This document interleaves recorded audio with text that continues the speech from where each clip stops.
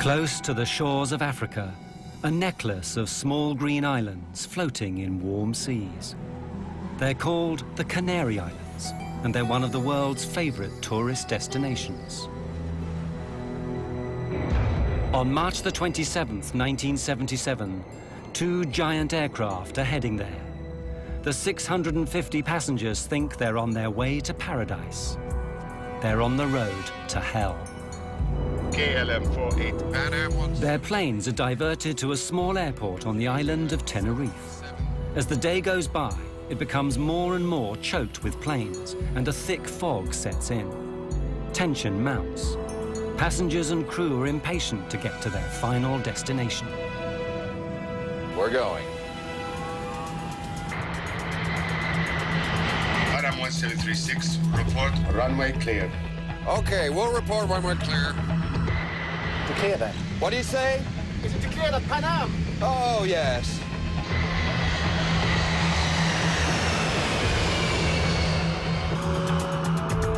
There he is. God damn, that son of a bitch is coming straight at us!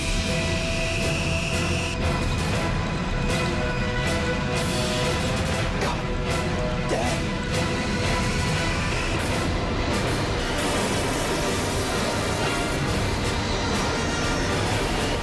Come on! Come on! Get off! Get off!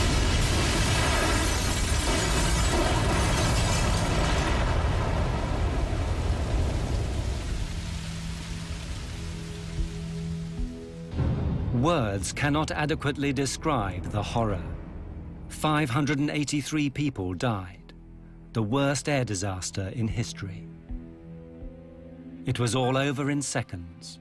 For the handful that lived, they would be the longest and most terrible seconds in their lives. At first, I thought they had gotten to us the bomb. The only thing I could liken it to is if each molecule of air exploded. I looked in the cabin and everything was on fire. I thought, oh my God, we're trapped. We had 28 people in the upstairs lounge. The lounge was no longer on the airplane. Joan was standing there yelling, "Suzanne, take my hand." The engines were starting to disintegrate. I lost Joan's hand very quickly. I had put my hands over my face and said, "Lord, today I'll see you." It was a survival mode that kicked in, and it was just get out of that airplane. I said, "I will jump and try and break your fall." The airplane was collapsing in on people. I immediately thought it was total destruction. Well, I felt so responsible because I couldn't take care of my passengers, and so helpless in looking back and knowing that there's nothing you can do. You can't get back in the aircraft. There's no way to get in it, and it's all on fire. Firemen are there for 12 hours trying to put out the flames, but it's a hopeless task. As the news spreads around the world, everyone wants to know, how could two state-of-the-art aircraft possibly be on the same runway at the same time? All those people dead. What had gone wrong? Who was to blame? Only later would they discover the chain of coincidences, mistakes, and misunderstandings that had led to the biggest disaster in the history of aviation.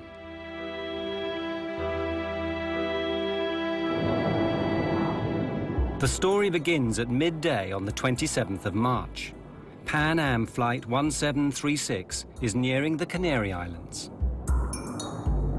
This has been a long, long flight. The plane left Los Angeles via New York the afternoon before. Now the passengers are tired, looking forward to journey's end in the Canaries' capital, Las Palmas. So, you guys been to the Canaries before? You guys ever visited the Canary Islands? Yep. I had a great time there. Golden beaches. Oh. Grilled fish. Midnight swims. I could do with that. But this is the first time I've been routed this way. Me too. It's gone quickly. Yeah. And this particular flight was one of the first ones that was what we named a fly cruise trip. Most of the passengers were retirees. Their destination was Las Palmas. Then they would board a cruise ship and do a 10-day cruise. and then come back, and then they would be picked up again and flown back to the United States. What no one has told the passengers is the Canary Islands have their own local brand of terrorists. They're determined to get independence from Spain, which actually owns the Canary Islands.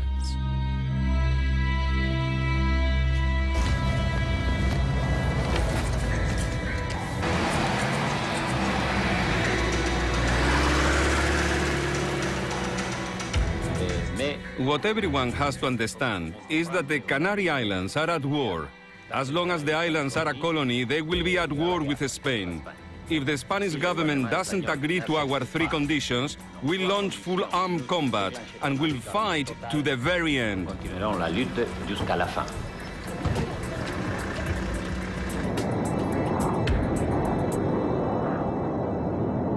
Six hours out of New York? I could do it again. Doesn't time fly when you're having fun? On board the Pan Am plane are 380 passengers, with 11 flight attendants to look after them. I was on the flight with my best friend, Suzanne Donovan, and we used to bid flights together, and we could do that. And we would, because we enjoyed each other's company so much. Hey, Susie, save some of that energy for Paris. Oh, oui, oui. We're just going to go to Las Palmas and drop off the passengers and ferry the aircraft, which means flying it without any passengers, up to Paris and then stay in Paris. Few disasters are ever caused by a single event. It takes a chain of tiny coincidences. And so it was that day. Everything is going fine. But at that moment, the terrorists decide to act. And as luck would have it, they choose Gando, the airport for Las Palmas, where the Pan Am plane is due to arrive shortly.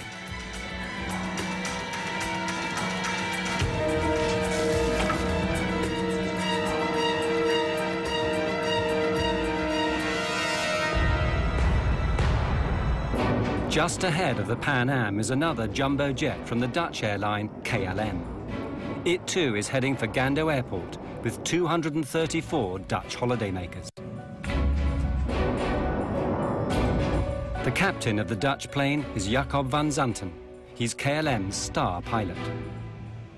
It's his face that appears in adverts all over the world. Van Zanten is so senior, he hardly flies anymore. When he's not in the photo studio, he's in a simulator training young pilots, like the man in the next seat, Klaas Meurs. He'd personally given Meurs his license, something which Meurs is not likely to forget. You're just now looking at the arrival information for Gando? Yeah, I'll program in the alternates as well. We can do the briefing anytime. For future reference, I don't like to leave it this late in the flight, okay? I was just rechecking the procedures. No times to worry about here. Good. Thank you. The Dutch passengers are looking forward to journey's end too, but not all of them are going on holiday. 3 are young tour guides who actually live in the Canaries. They've been back to Holland for a seminar and are now returning to their work. It's true. Back in Holland. Yeah. But I'm glad to be getting back to sunny Tenerife. I mean, how many people can say they have banana trees in their back garden? Yeah, well, a week was just good enough for me. I don't know why they send us back to Holland for those seminars. I mean, really, it's not as if we learn anything. We're not going to suddenly sell more package deals. Hey, we got a free trip home to see our families. I'm not complaining. Well, why don't we celebrate our return to the sweet life and paint Las Palmas town red tonight? Yeah. You both up for it? 3 of us went to Holland for a week. It was a kind of holiday and work. I lived in Puerto de la Cruz. That's a small village in northwest of Tenerife. Yvonne was traveling with me. Walter was traveling with us. And it was nice to see your colleagues every year. It was a very nice atmosphere on board and a very relaxed atmosphere. There are many families on the plane taking an Easter vacation break. Among them, 53 children.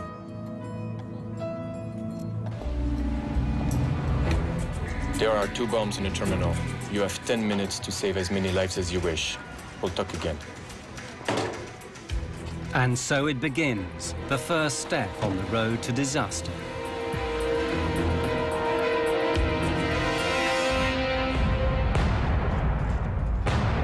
On the Pan Am plane, they know nothing of this.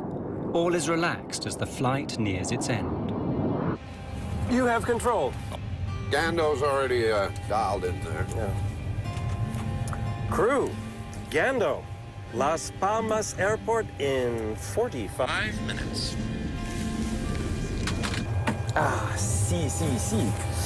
Gando, Las Palmas Aeropuerto. Hombre. Ah, hand me the arrival info, would you? For the passengers, a welcome sight. The flight attendants beginning to tidy up in preparation for landing.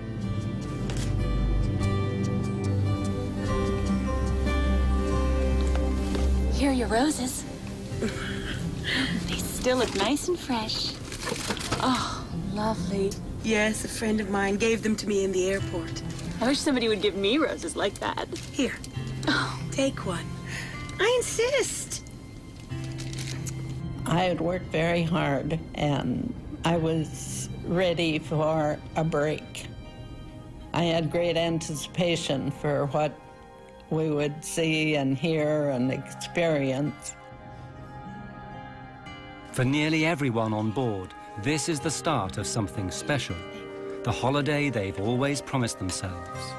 My husband and I were taking this trip to celebrate our 10th wedding anniversary. It was the first really big trip we've been able to take because we'd been in school forever and didn't have the resources to take a trip like this before. Atención, este es un mensaje de seguridad. Please leave all your belongings behind and exit immediately. All passengers must leave the terminal immediately. Attention all passengers. Leave all your belongings and exit immediately. All passengers must leave the... At Gando Airport, the terrorist bomb explodes, badly injuring a shop assistant. Luckily, she's the only victim so far. Approach. Security here. We've had an explosion in the terminal and we've been told to expect another. We've got to close the airport now. You need to divert all inbound traffic. Of course, right away. Gando, KLM 4805 is with you now. Flight level 350, inbound, request approach. KLM 4805, Gando, the airport is closed. Divert to Los Oleos Airport via Tenerife VOR. Descent flight level 250. Well, how do you like that? I'm in serious danger of missing my dinner. 250 for you now. 50. This diversion is bad news for the Dutch pilots. They're only allowed to fly a certain number of hours, and they still have to get back to Amsterdam.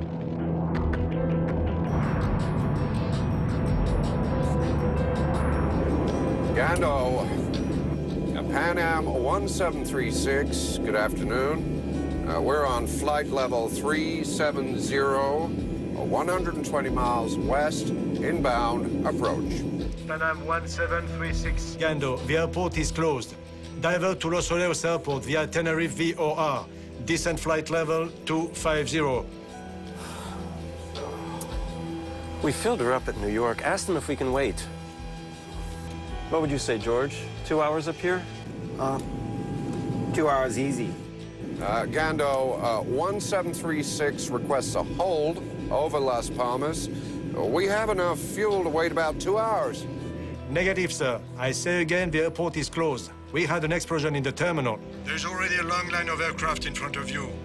Expect halts at Los Oleos. Contact Canaries approach now on 118.5. Oh, that's just great. I think they just had so much traffic to deal with, they didn't have time to even consider giving an airplane clearance to hold or whatever. So that's what I assumed, that they had made up their mind, that they were just diverting everyone to Tenerife. So now both jumbo jets, along with many other aircraft, find themselves heading for Los Rodeos Airport on the island of Tenerife, half an hour away. It turns out to be a regional airport, more used to dealing with light aircraft than Boeing 747s. It has only one runway and about as much parking space as the average supermarket. But it's the only airport within striking distance.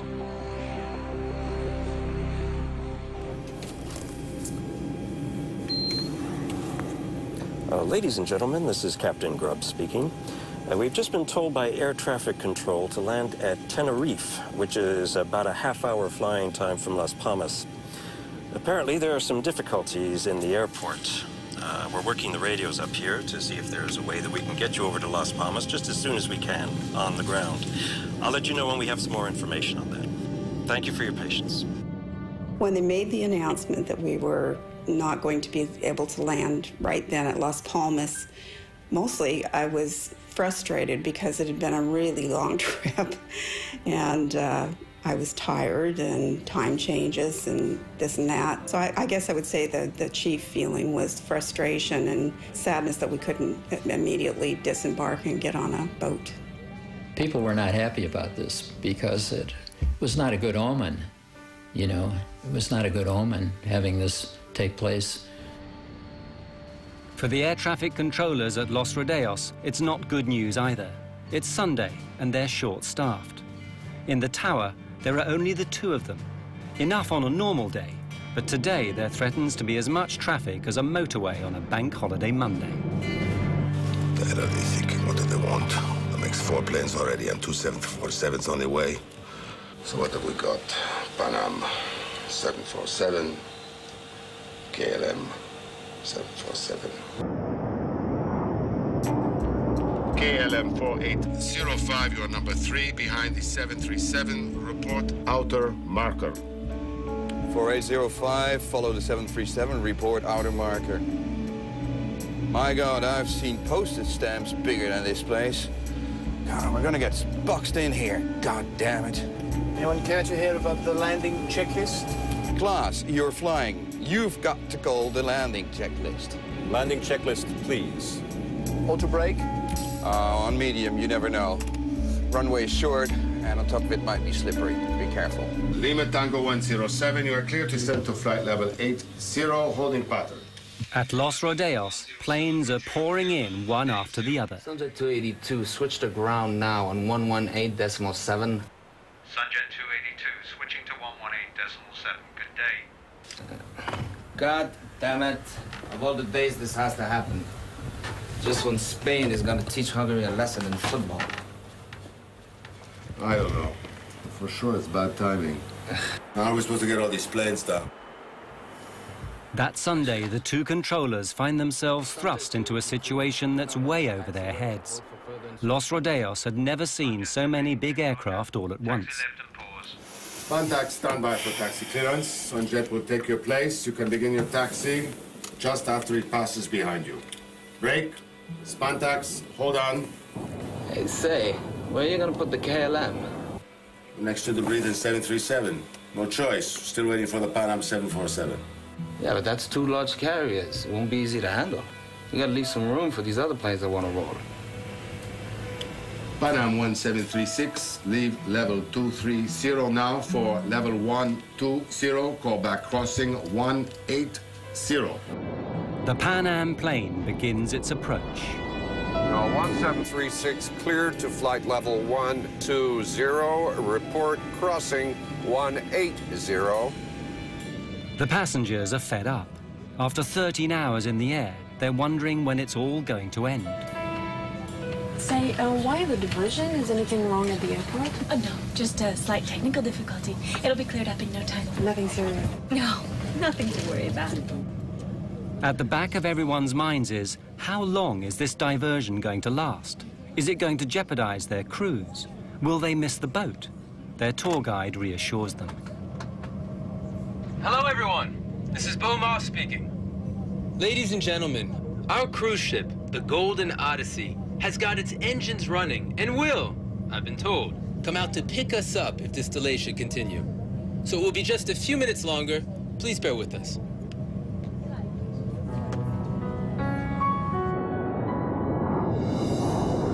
Auto brake selector on medium? We did the landing checklist. Auto brakes, medium. KLM 4805, clear to land runway 30. Roger, 4805, clear to land 30.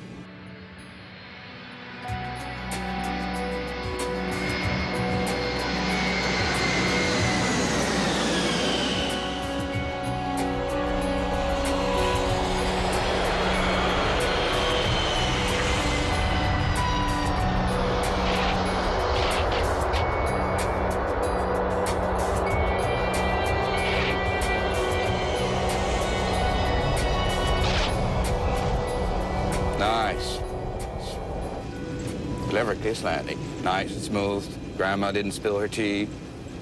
Next time, just get the plane stopped. Don't eat up all the runway. You never know. Okay?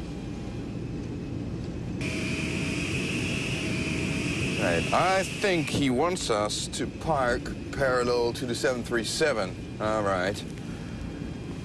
You've got room on my side. You can turn.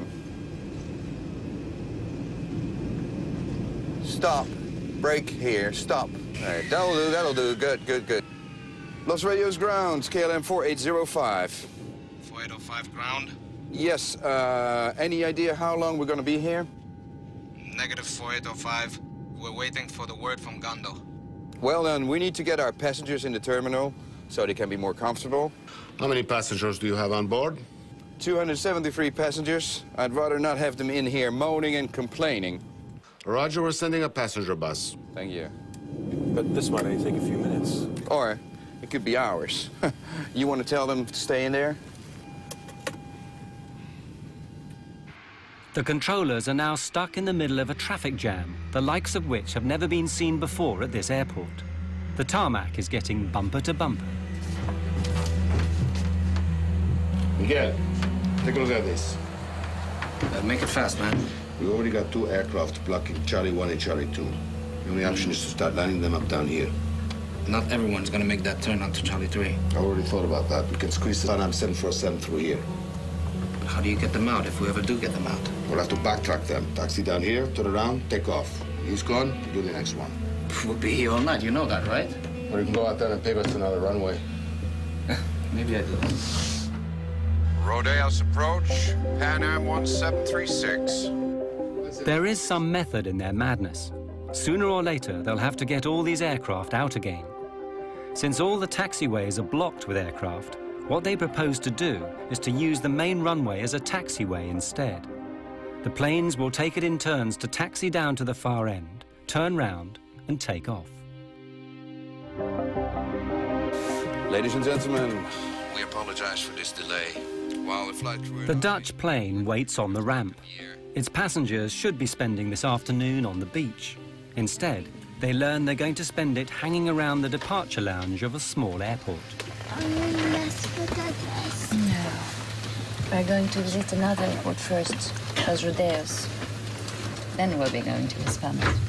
Los Rodeos? Yes. Go on. Let's get your shoes on. It is weird. Robina, Walter and Yvonne actually live and work on this island. So when they eventually get to Las Palmas, they'll have to get another plane to bring them straight back again. Well, maybe we could get off here. Yeah, and what about our bags? You're so materialistic. Just because you want to see Paul doesn't mean the rest of us have. Robina wants to see her boyfriend Paul in Tenerife tonight, not spend it in Las Palmas. I miss him so much after this week in Holland. I could skip Las Palmas, to be honest with you. We're moving. Let's go. Bye. See you. Bye. You all right? Yeah. You don't look it. It's not right. There's all these planes. I get a bad feeling about this. Because of a terrorist bomb explosion, dozens of planes have been diverted to a small airport on the island of Tenerife in the Canaries. One of the first to arrive is a KLM jumbo jet. Its passengers are taken to the terminal. But what with those arriving, those departing, and those, like the Dutch, who are in transit, the little terminal is becoming overwhelmed.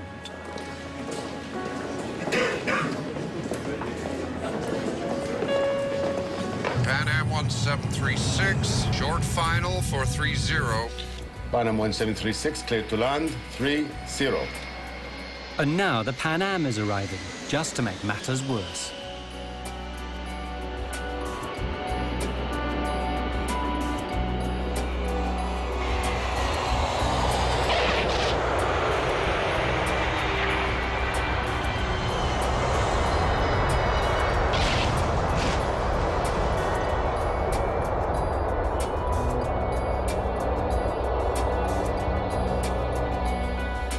1736 at the end of the runway. You have a follow me for taxi instructions. Have you got him inside? Affirmative, sir. 1736, you will be just behind 3 other planes. Have you got them inside? Looks a bit tight in there. 1736, be careful of your jet blast. When you turn, there's a plane just next to you. The ground situation was a traffic jam because when we landed there, the ramp was so crowded with other airplanes, and we were directed to taxi down to the end of the ramp area and park behind 3 other airplanes. And basically that's all we saw, and we didn't know when the airport at Las Palmas was going to open, so we really didn't leave the airplane area, let's say. By this time, the terminal is so full, there's no room for the Pan Am passengers. They'll have to stay on board their aircraft. After 14 hours stuck inside it, they're not happy. Ladies and gentlemen, I've authorized a door to be opened and the stair ramp set in place so that anyone who wants can walk down and stretch their legs. Unfortunately, due to the number of other airliners here now, we cannot get near the terminal. Now, I know we've all had a long day already, so I hope that we can get you out of here in about an hour or so. Thank you very much. They actually allowed us to get off the plane and just to walk downstairs and stand on the tarmac, stretch our legs. I think everybody was getting weary of traveling and ready to start their vacation. They opened the doors to give us air and we could look out. It was cloudy and overcast. It kept darkening down and was not nice, like we had hoped it would be. Everyone had been expecting tropical sunshine. Instead, it's damp and misty with clouds as far as the eye can see.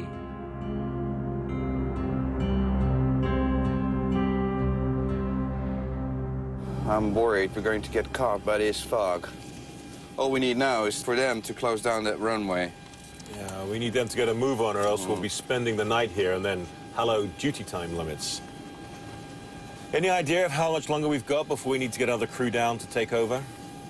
Yeah, well, it says here that the company time limits are 10 hours of flight and an amplitude of 13 hours, and that's with 1 stopover. But if there are 2, it goes down to 9 and 11. But we're allowed to ask for a derogation. Jesus Christ, who writes this stuff here? I'm going to back time from when we have to be back at Schiphol to stay legal, right? What happens if we go over the civil and company time limits? Well, you get hung out to dry. You lose your license, your career, everything.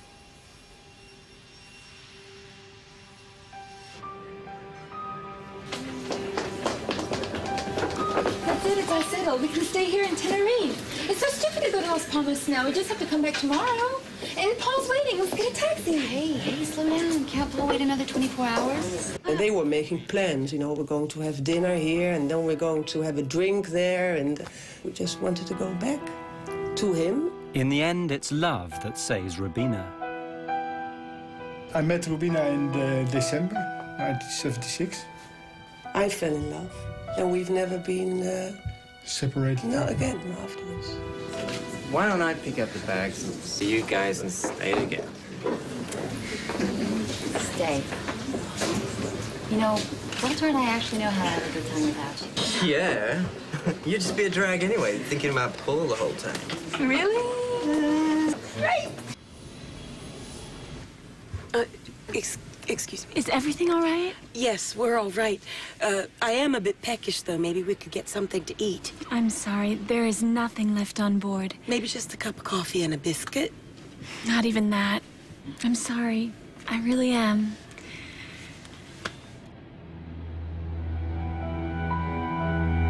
That was a long 4 hours without coffee or pop or anything. We had no food to serve. We had only the one meal that had been boarded in New York. We'd already served that before landing. That was really all we had to serve.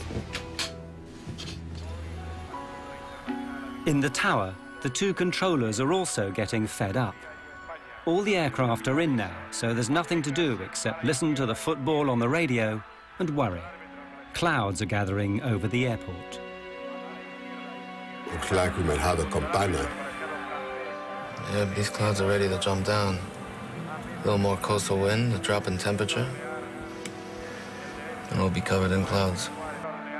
Better get a move on, or they won't be taking off. Rodeos, Gando. Rodeos, go ahead. Gando to Tenerife ATC, we've just reopened. Temperature is 20 degrees. Winds light and variable. Arrivals raining 2-4. Gando will start sending them your way. We're at 14 degrees, fog and light rain. They'll be glad to get out of here. Let's get started. Should be tricky getting all these planes in line. Oh, we'll be all right. We'll just have to take it slow. No doubt about that. I just hope we won't still be here tomorrow. At last, everyone can leave. Well, here we go. To all aircraft, Gando is reopened. You can ask for startup and clearances at your discretion. Ladies and gentlemen, may I have your attention, please? Gando Airport has reopened. Your flights will be reporting short. Please make your way back to the gate as quickly as possible when your flight is called. Thank you for your attention. Para el embarque. Boarding was very complicated because when the passengers were called for their flights, they were scattered throughout the airport, in the cafeteria or buying souvenirs. We had to go around the map, and in fact, some passengers never did board the aircraft. Okay, right, so we need to leave within the hour, then make it a short stopover at Las Palmas, and we'll stay legal, all right? Willem, since we're trapped in here until the passengers get back, we might as well take on some fuel. You know, let's do that at Gando. It's less expensive there, right? Yeah, exactly. I mean, we've got enough to... There might be many planes wanting fuel at Las Palmas. Huh? Or who knows? We'll be in a hold if Gando's slow to close down again. While I'm sitting here in this seat, I make the decisions. You might have a point there. Refueling before they take off will affect everything that happens from now on. Ramp KLM 4805 requesting refueling.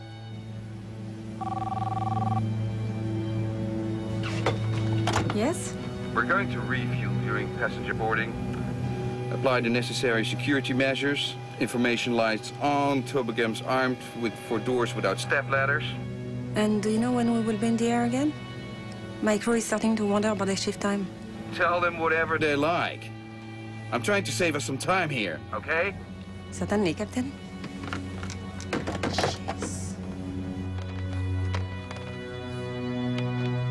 In order to keep the weight down at takeoff, the normal practice is to take on just the amount of fuel you need, plus a margin for safety. But the Dutch captain takes on 55 tons, enough to get him not just to Las Palmas, but all the way back to Amsterdam. That decision will have unexpected consequences for everyone. KLM 4805, passengers continuing to Las Palmas, Canal Port. Inside the terminal, all the passengers are called to rejoin their flights, but 2 Dutch children are missing. They've slipped outside to explore. You go this way, I'll go check the bathroom. Let's meet at the gate in 5 minutes. All right. Meanwhile, Rabina is trying to get off the KLM flight. Although I do understand your wish to stay. Yes, this is where I'm coming tomorrow, so there's no point in me going all the way back to Las Palmas. Yes, I guess this is just against company rules, and as much I would like to help you, I'm afraid you must take this pain.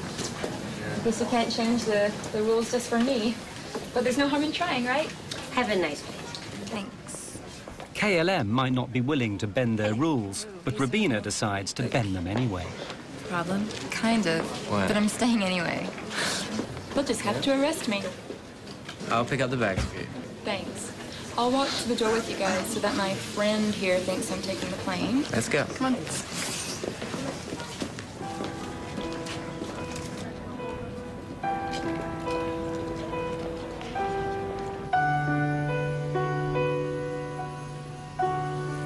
well, they wanted me to go with them.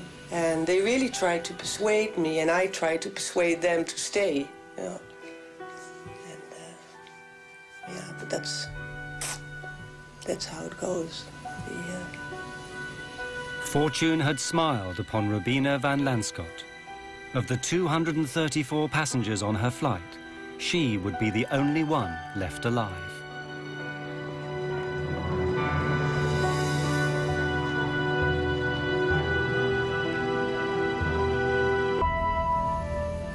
The temperature is 14 and falling. The dew point is 12, not a good sign. The visibility is going to drop like a rock. Weather. Hi guys, it's Fernando. What's the current visibility? Got it. Keep us posted if it changes, okay? In the meantime, we're going to let them go. The controllers need to move quickly before the weather closes them down. But some planes can't move.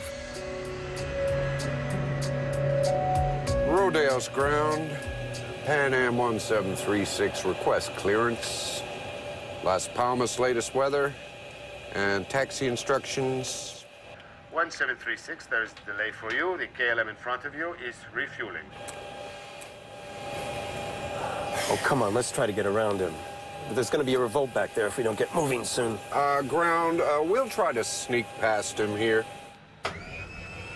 The Pan Am captain does his best. He starts his engines and tries to squeeze past. But a 747 is nearly 200 feet long. It's not built for squeezing. Damn, not enough room.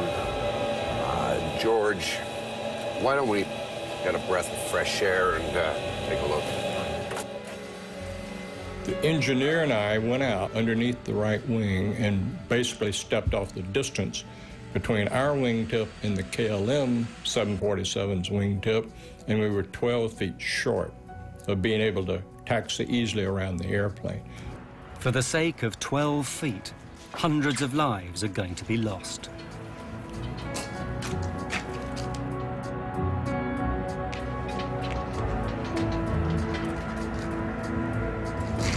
Did you notice that when we were coming in? The volcano, amazing, isn't it? Legend has it the devil himself lives on Mount Teide. 12,000 feet, highest point in Spain. It's always in the clouds. You must get socked in here all the time. Yeah, warm, moist air comes screaming across the Atlantic, hits this island, gets cooled down, and wham, you're in the soup. Well, the tourists start screaming. KLM 4805, this is Pan Am 1736. How's Anthony? We're stuck behind you guys. Have you got any idea as to what time you'll be rolling? 35 minutes. KLM out. He hung up. Oh. Nice man. We're stuck behind him, that's all he's got to say. What an ass. On the KLM, more frustration. That's the count. We're missing 4. It must be the family from row 33. All right. I'll let you tell the captain. I'll help prepare the cabin for takeoff. Gee, thanks. I know. Roberto, you have to find them. Please, hurry up. Please. Captain, Yes. What is it now? we're missing 4 passengers. We have 273 passengers back there who will be spending the night in here if we don't get moving. Now, unless you want to be locked in there with them, I suggest you get over to the terminal and drag them in here now! On the Pan Am plane, the passengers have had enough. Most of them left home some 18 or 20 hours previously. They've been up all night, stuck in an airplane seat. They're tired, jet-lagged, and they understand less and less why all these other planes seem to be taking off, but not them.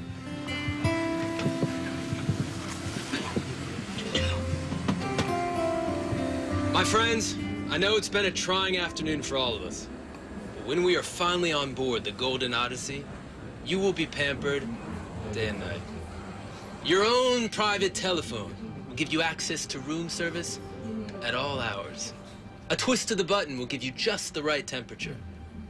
Queen-size beds will make you forget these airplane seats.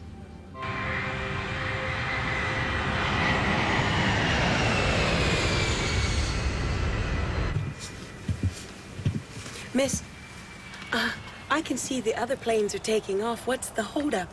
I mean, we were here longer than those other planes. We'll be leaving in just a moment.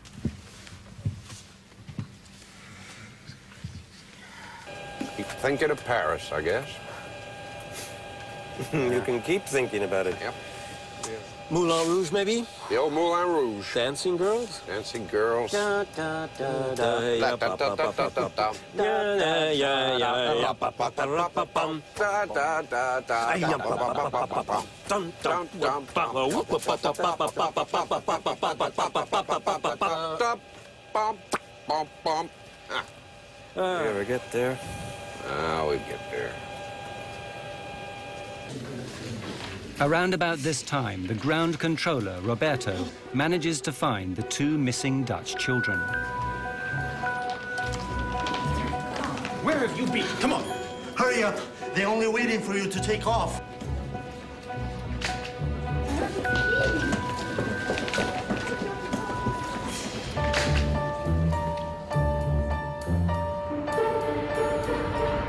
He takes them back to their plane, and as it happens, to their deaths.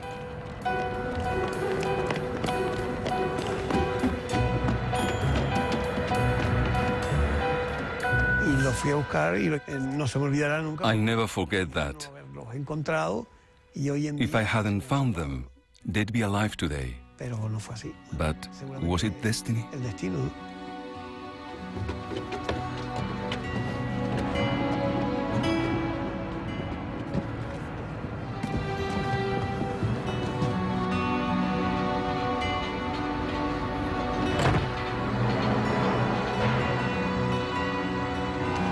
Station calling to start. Ground. KLM 4805 is ready for startup. 4805, clear to start. Checklist before startup. Plane free, blocks in place, doors shut and checked. Ready for startup in sequence 1, 2, 3, 4. Affirmative, ready on 1. The KLM pilots start their engines one by one and prepare to go back out onto the runway for takeoff. If the weather were good, there'd be no problem at all. But everything is changing rapidly, and for the worse.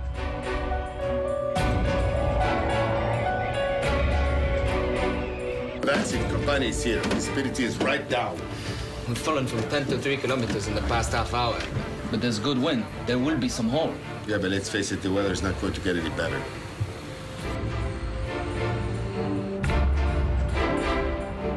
Approach 4805 requires backtrack on runway 12 for takeoff on 30. Taxi straight ahead to end of runway and make a backtrack. Roger, make a backtrack. 4805 is now on the runway.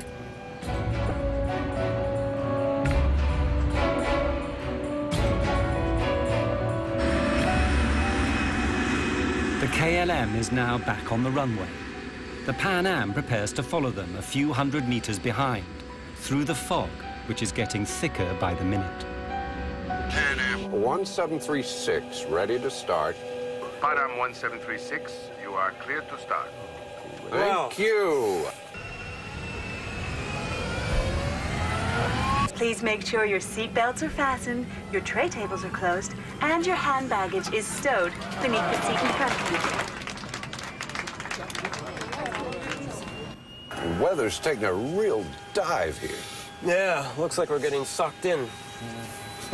Hey, ask him to turn down the fog machine, will you?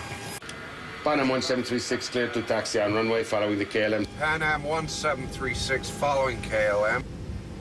Basically, our instructions were to follow KLM, to backtrack down the runway. Now, backtrack means that you're taxiing down the runway in the opposite direction of the takeoff, following KLM. 335 tons of Boeing 747 turn out onto the runway. At first, traveling at about 15 kilometers an hour, but not for long. A fog bank started on the right hill.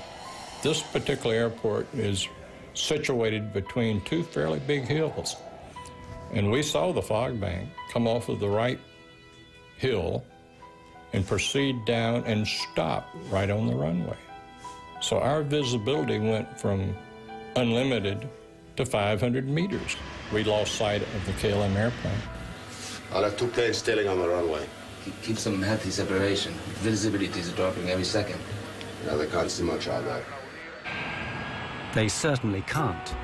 The KLM plane is groping its way through fog.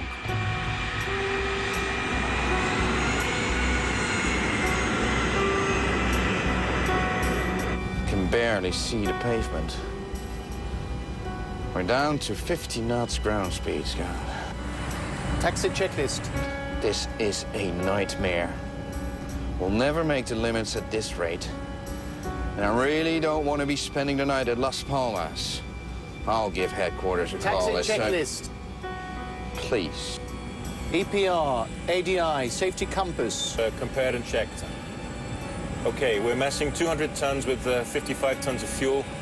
The parameters are checked and verified by myself. Rolling checklist completed. The two aircraft are following each other on the same runway, but no one can see a thing. Everyone is nervous, especially the American pilots. They know that before long, the KLM will turn round and come back down the runway at full speed, taking off. They have to get off the runway, but where? Pan Am 1736. Pan Am 1736, approach. We were also instructed to taxi down the runway, is that correct? Affirmative. Taxi into the runway. And leave the runway third. Third to your left. Third to the left, okay. Third, he said? 3. Third to your left. I thought he said leave the first. runway third to your left. Third to your left. Left turn. Look at it out there. I mean, this cloud just rolled right onto us. I don't think anybody has the minimums now. In a 747, the pilots are more than 10 meters off the ground. It's very difficult to see out. And it's built to fly, not to drive down a highway in thick fog, trying to find an exit. Tell me what you think, George. No. We've got centerline markings only. We need 800 meters visibility if we don't have the lights.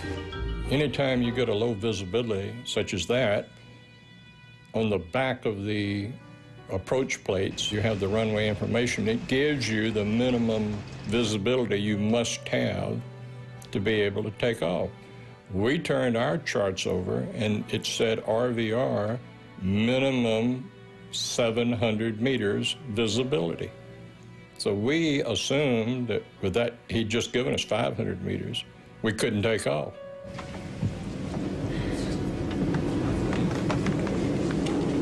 My feet are killing me.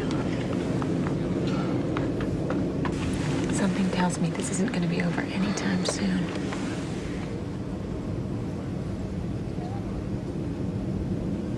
KLM 4805, how many taxiway did you pass? I think we just passed Charlie 4 right now.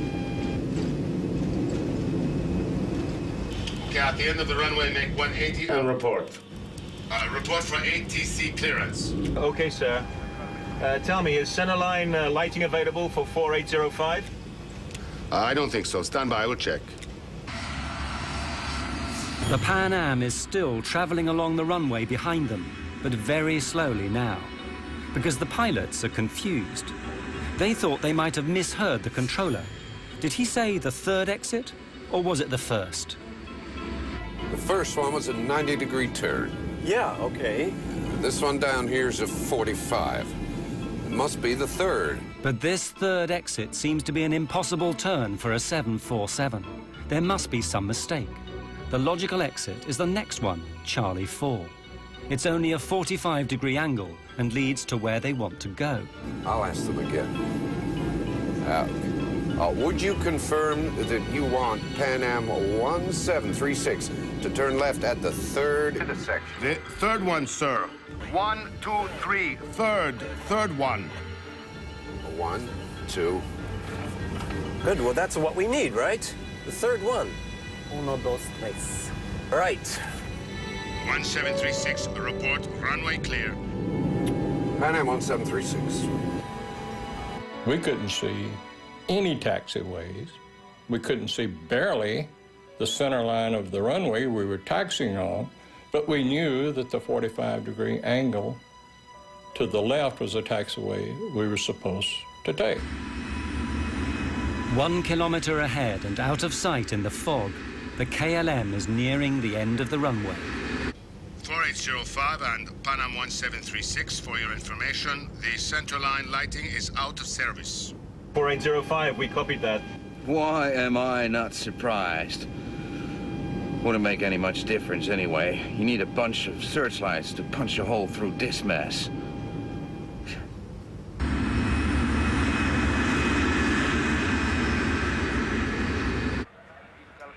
Back in the control tower, things are becoming stressful too. For several minutes, they've been unable to see either of these two big jumbo jets on the runway. They don't have ground radar like a big airport. To all intents and purposes, they're working blind.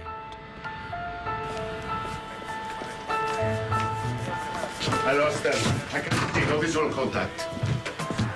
I hate walking like this blind when the planes are on the ground. Even they don't know where they are. They're doing well. I mean, there's good separation distance. Panam 1736 approach. Position, please. 1736, just checking that... That's the 45 there. Yeah? Yeah, that's this one here. Yeah, I know. Okay, the next one is almost a 45. Yeah, but it goes... Yeah, but it goes ahead. I think it'll take us to the taxiway. Yeah, just a little bit, yeah. Okay, for sure. Maybe he counts these as 3. Oh, I like this. On the KLM, Captain Van Zanten knows that he is now very close to the minimum visibility for takeoff. There's a good chance he's going to be trapped on the ground, forced to spend the night at Los Rodeos. Not an enticing prospect. Christ bloody weather. Klaus, give me take-off speeds. Yeah, okay. The V1 will be 120 knots and the VR is 135 knots. I'm preparing the frequencies, 139 and 138.7. Lights on? Affirmative. Strobes as well. Of course, the people in the back have no idea about any of this. The way that everything is clicking into place. That's it. Just one last hop and we'll be there, okay? Goody. Is it gonna be a long holiday? Just like last year. The only thing which might alert them is the fact that the view from their windows is now down to just a few dozen meters. Where's the wing gone? It's hidden by the fog. What? A frog? A big green frog? Don't be silly, just calm down.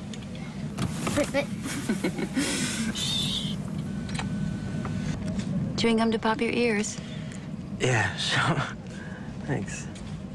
I wonder if Rubina will have a good time tonight. Oh, are you worrying about her?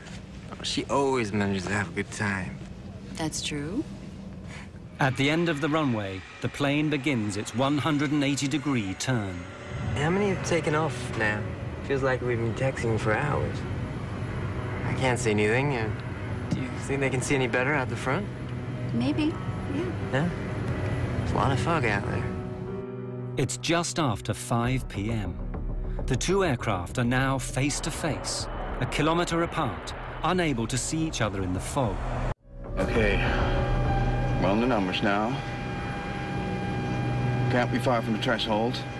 You can just about see the white center line. I've left the body gear on to help you turn around. I've got 8 greens on the undercarriage. Wipers on. Lights are on. I said wipers on. All right, there you go. Okay, we have 700 meters visibility here now. Wait a minute. We don't have ATC clearance. I know that. Go ahead, ask. KLM 4805 is now ready for takeoff. We're waiting for ATC clearance. KLM 4805, you're clear to the Papa Beacon. Climb to and maintain... ATC clearance is the route the aircraft intends to take once it's left Los Rodeos. But it's not permission to take off. That has to be obtained separately. Las Palmas VOR. Roger, sir. We're cleared to the Papa Beacon, flight level 90. Right turn out 040 until intercepting the 325. We're going. No! Stand by for takeoff, I will call you. And we're still taxiing down the runway. Pan Am 1736. Pan Am 1736, report runway clear. Okay, we'll report when we're clear.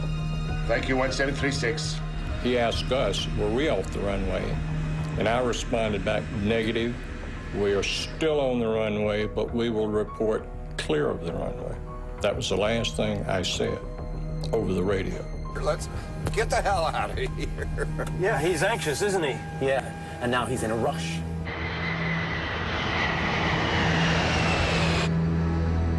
We were only taxiing at 3 miles an hour. Nothing in my mind would have even given me the thought that he was taking off.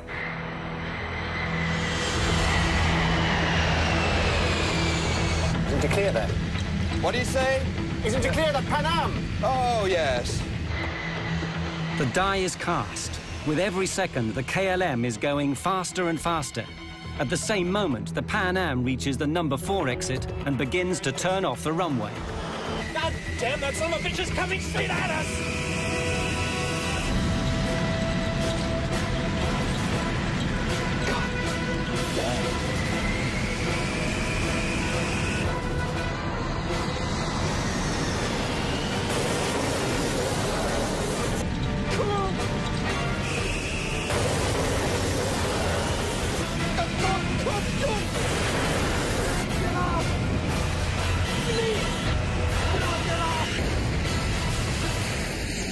When he hit us, I didn't think he'd done us that much damage because the airplane very quickly shuddered. The first thing was this huge, loud noise, and the only thing I could liken it to is as if each molecule of air exploded. That's the way I thought of it afterwards. It just was so loud. At first, I thought they had gotten to us the bomb, and it came up and slammed down. The lights went out, and flames came through. I had put my hands over my face and said, Lord, today I'll see you. The minute I opened my eyes, I looked in the cabin and everything was on fire. All the windows were going in the cockpit. I looked out to the right wing was on fire. I looked back to the left. We had 28 people in the upstairs lounge. The lounge was no longer on the airplane. It was just a big hole there. And I could see all the way to the tail of the airplane, just like someone had taken a big knife and cut the top off. People were just sitting in their seats. They weren't moving. I don't know why. Yeah, in normal circumstances, you're supposed to wait for a command, but it was clear you didn't need to wait for a command in this situation. There was fire, and I shouted to Suzanne, fire on the wing. She ran back to my exit and saw Suzanne standing there, getting ready to open the door, and just saw the door crumple like cheap tinfoil. And I thought, oh my God, we're trapped. I was staring at the door, and I yelled, unfasten your seatbelts, remove your shoes, leave everything, come this way. And as I stared at the door, a jagged hole seemed to open up in the roof over the door. And the next thing I knew, I was outside that. I don't know how I got out there. Joan was standing there yelling, Suzanne, take my hand. And I was standing above the level of the door on fuselage rubble pieces. And I leaned down and said to Suzanne, give me your hand. She grabbed me out with one hand. I mean, I don't know how she lifted me. And then we were standing up on top of almost on top of this airplane. And I thought, it's really a long ways down. If we jump, we're gonna break our legs. We were on debris. It was like ice flows, big chunks of fuselage kind of moving all around. The engines were starting to disintegrate already. We could hear them disintegrating and throwing metal. I lost Joan's hand very quickly, so I jumped. And it seemed like the leap from a second-story building. The captain, he elected to jump down in the first-class section of the airplane. And when he hit the first-class floor, the floor collapsed and he fell on down into the cargo area. It was so hot that the oxygen bottles exploded and burned him very badly, as a matter of fact. It was a survival mode that kicked in, and it was just get out of that airplane. I didn't stop to think about how it happened. I went to where the door would have been, and I left my wife seated. And then it came to me, what am I doing? Where's my wife? So I turned around, and she was coming. And I said, I will jump and try and break your fall. My husband was sitting to my right, and I undid his seatbelt and kind of pushed him out of his seat to get him moving. And we headed for the door that was closest to us. And it was engulfed in flames, and there was no way to exit that way. I looked over, and at some point, someone had opened the other door, which was amazing to me. And I just yelled over here and headed toward the door on the other side, which was, again, the wing door. In the haste to get out of the burning plane, Karen became separated from her husband. He died in the flames.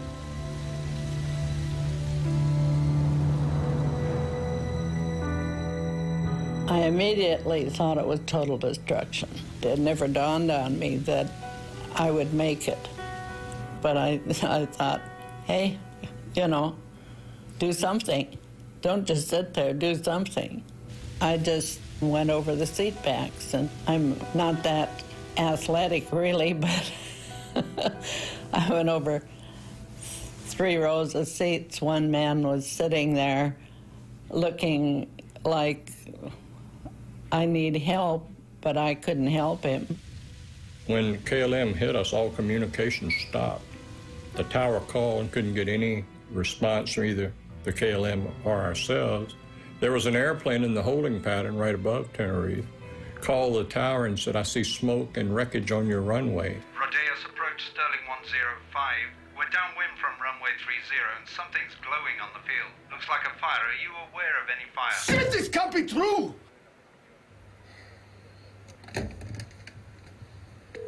Come on, come on!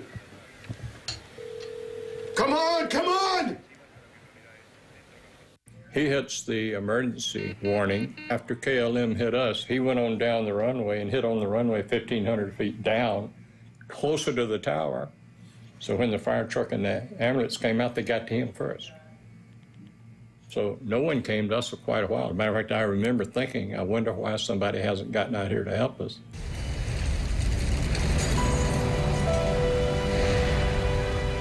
It's complete bedlam. In the fog, the fire trucks don't know where to go. When they eventually find the Dutch plane, it's hopeless. Everyone's dead. And the whole time, they don't realize there's a second plane a short distance away, hidden in the mist, with people waiting to be saved. It's another 20 minutes before the Pan Am plane is discovered. Only 20% of the Pan Am passengers get out alive, and most of them are gathered on the left wing, which has somehow miraculously remained intact.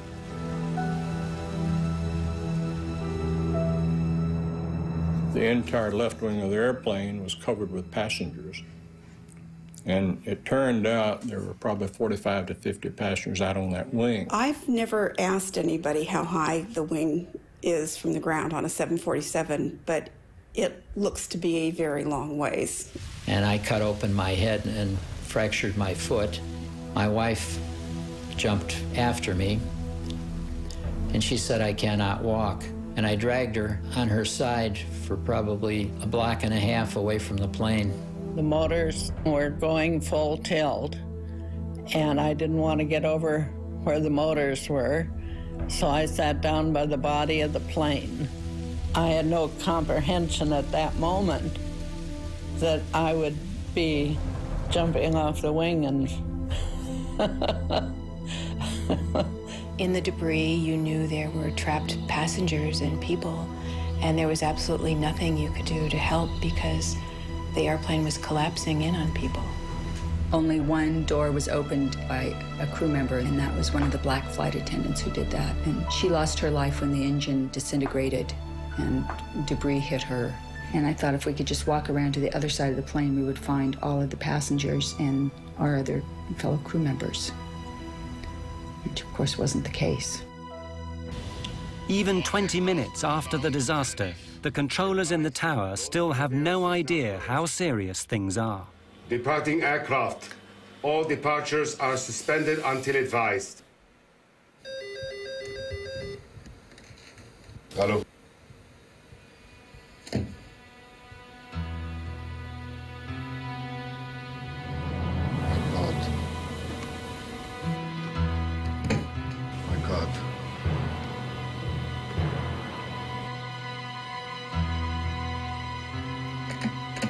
I'll get a local fire out of here. Notify the ambulance. We have an emergency. We need every vehicle they've got. We're done. It's can't be our fault. I mean, I told him to clear the taxiway.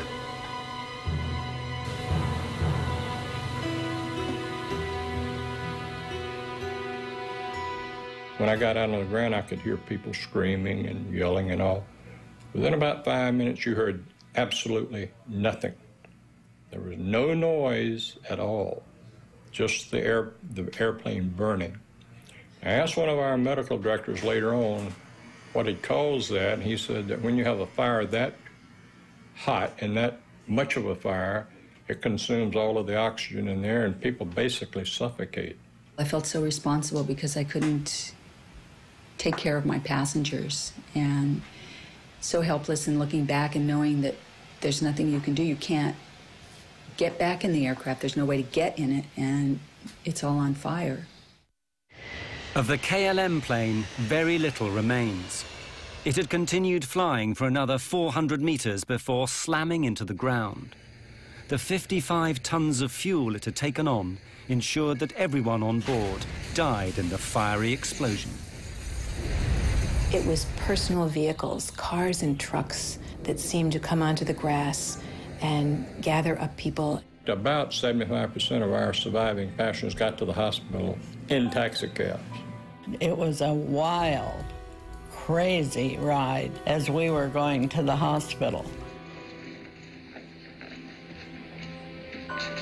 The skin was hanging on both hands because I had received burns, but it hadn't affected my eyes. I had blood all over me, and I walked up to somebody and said, "I'm a doctor, can I help?" And the guy that I said it to had the oddest look on his face, just this very wan smile, and he just shook his head, and then I immediately went into a coma.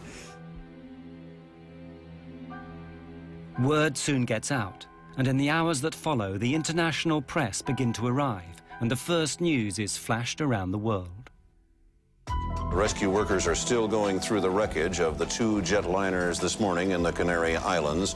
They're looking for the bodies of victims in this worst accident in aviation history. 2 jumbo jetliners, 747s, collided on the ground at the airport at Santa Cruz de Tenerife yesterday morning.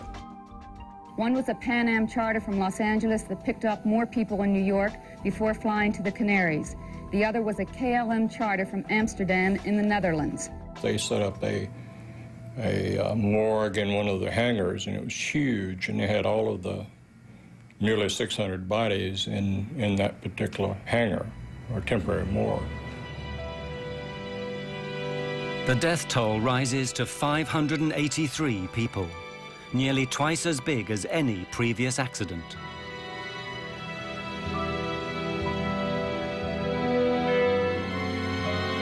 And then everyone begins asking the same questions. How and why could 2 state-of-the-art airliners smash into each other on the same runway?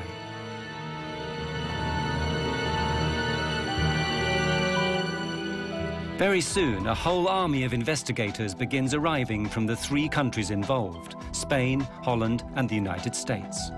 Under the rules that govern this sort of thing, they all have a right to be there, but that doesn't mean they're going to get along. In Spain, the military still runs everything, including aviation. When the American team from the National Transportation Safety Board arrives, the Spanish general in charge won't even let them into the room. I sneaked in, and I went to the general and told him, "The general, my name is Luis Carmona. I represent the U.S. government, the NTSB, and I am here to participate in the investigation." He answered back to me, "I represent the king, and you get out." So as I was walking out, he looked at me again, and he said, "Hey, you don't look American." And I told him, well, yes, I am an American, but I was born in Cuba. And he said, well, so did I. I was also born in Cuba. So he turned around and he asked me questions and asked me to bring my team in, and we started doing the accident investigation then. The investigators discover the chain of coincidences that had led remorselessly to the deaths of 583 people. If any one of them had not occurred, neither would the accident. The first had nothing to do with airplanes, a terrorist bombing perpetrated by a small group fighting for their independence. Their intent was to create publicity for their cause. In that, they certainly succeeded. There are 2 bombs in the terminal. You have 10 minutes to save as many lives as you wish.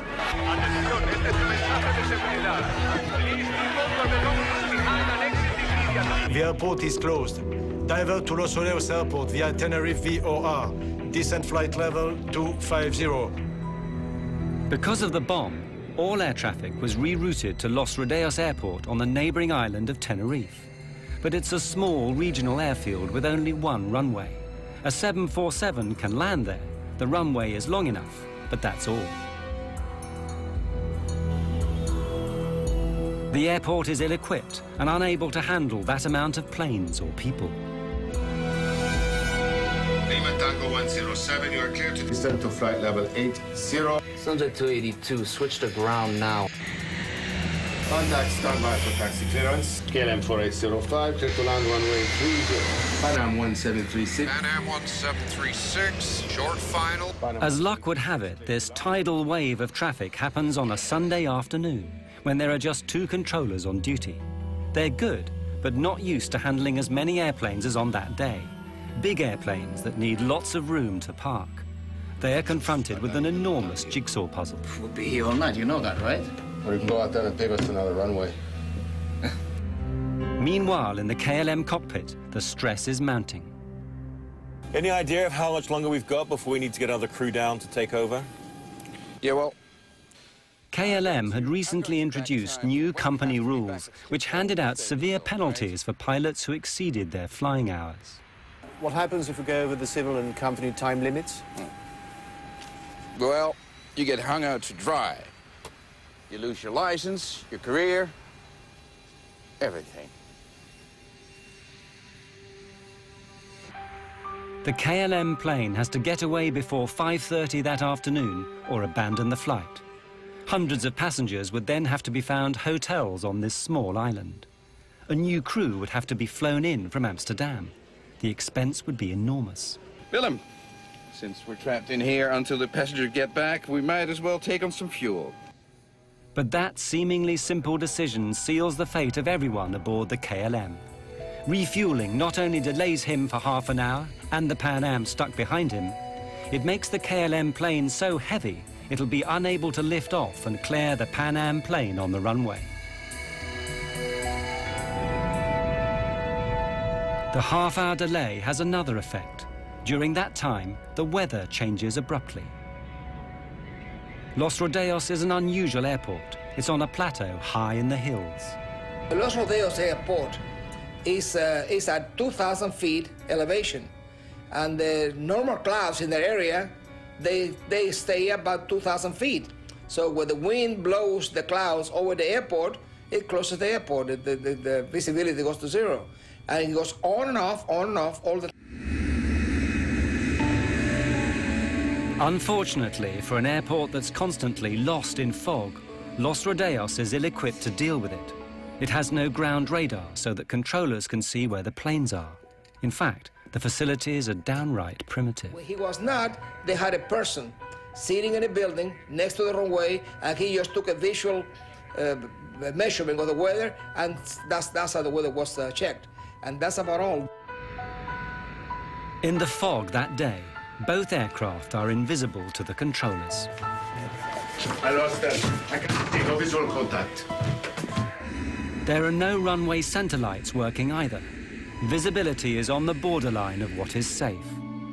In fact, as far as the Pan Am crew is concerned, it's below the legal minimum, so no aircraft can take off. Look at it out there. I mean, this cloud just rolled right onto us. I don't think anybody has the minimums now. But the Dutch are working to a different set of rules. The scene is all set for a disaster. What will actually trigger it? The Dutch investigators thought they'd found the reasons. God damn it. Of all the days this has to happen. Just when Spain is going to teach Hungary a lesson in football. The controllers, they say, were listening to the football on the radio. Perhaps their minds weren't on the job. Furthermore, their bad English had confused the pilots. Taxi into the runway. And leave the runway third. Third to your left. Third to the left, okay. Third, he said? 3. Third. Third to your left. I thought he said leave the first. runway third to your left. Third one, sir.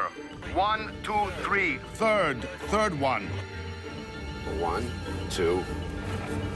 Good, well, that's what we need, right? The third one. Uno, dos, tres. We were listening to the controller talking to the other airplanes. We were listening to the controller giving the ATC clearances, the taxi clearances. And he spoke clear enough English for anyone, I think.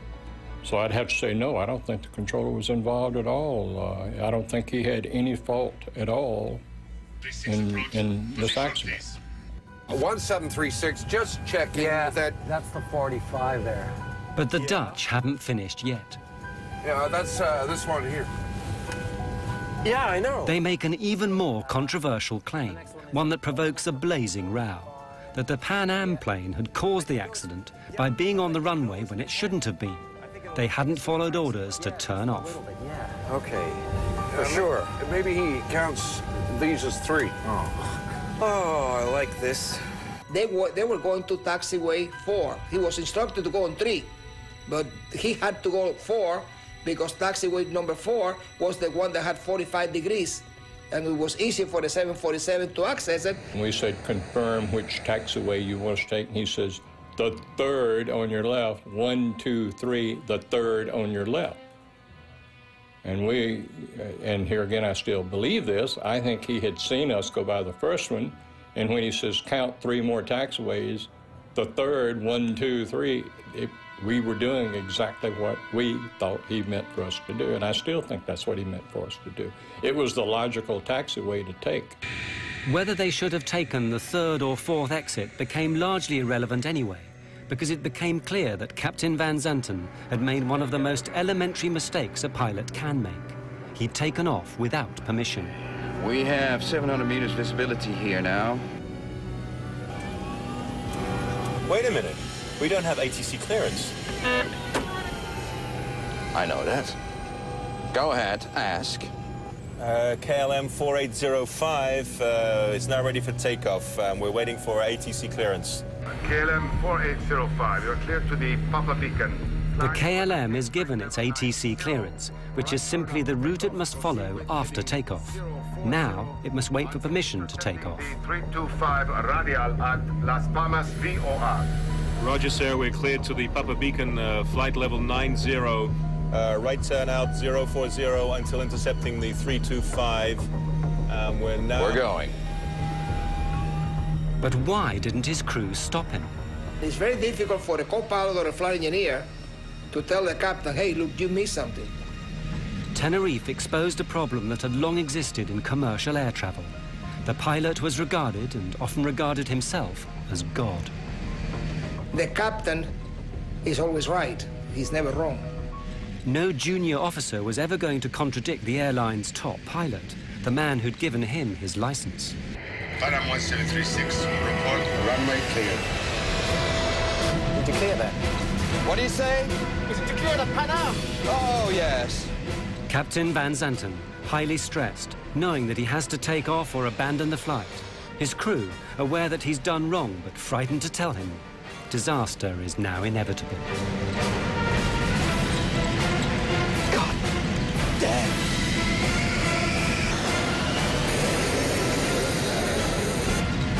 Go.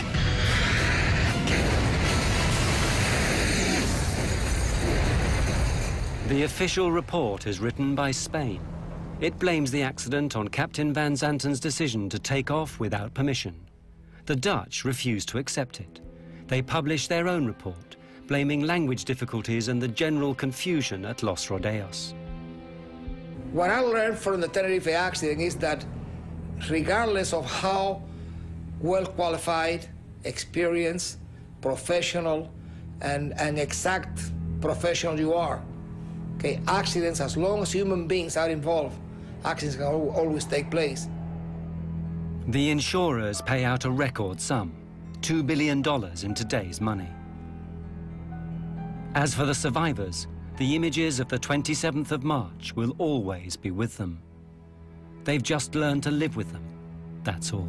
And whenever I have friends that travel, I tell them, make sure you know where your exit is, make sure you read all that stuff, know how to get out of the airplane. I mean, those are important things. I never had nightmares. I had only dreams about being helpless and being at an airport behind a big, thick window and watching an airplane take off and knowing that it was going to crash and wanting to shout out, but there was this big, thick glass window. You're just helpless, and that's what you feel, is this, because our responsibility is to take care of everyone, and that's what we want to do, and we couldn't do it. We couldn't save them. The loss of my husband had a tremendous impact on my life, on my son's lives, on my extended family's lives. It was huge. And you can see how strange life is, you know, that things like that happen, that you get off and they go on, and perhaps if the plane left a minute later, it wouldn't have happened. I think it brought home to me how quickly you can leave this life and how everyone should enjoy life every and each day as much as you possibly can. Well, after the crash, I decided to start a family. I thought maybe I will stay home and have children. I thought, you know, my friends have died, and if I let myself sit in this little apartment, it's going to be as if I'm curled up and died, and that's not fair to them. I can honor them best by living a life, a full life, and not being afraid. I am blessed because I do not have any horror left over from the accident. I felt ashamed the first while. And a long time I thought, you know, I wish I died, because I felt very bad. I was scared for quite a while after the crash, but I knew if I flew with Joan, she would pull me out again. I had to quit the NTSB. I didn't retire. I felt so bad that I became ill. I had to go to a doctor and get some medication because I got sick. I went back to Tenerife, my wife and I had a driver take me out to the airport and show me the runway, and I looked at it all. I did it all over again. And then I went back and took the Golden Odyssey steamship from the Royal Cruise Line to sort of complete the situation which I had missed.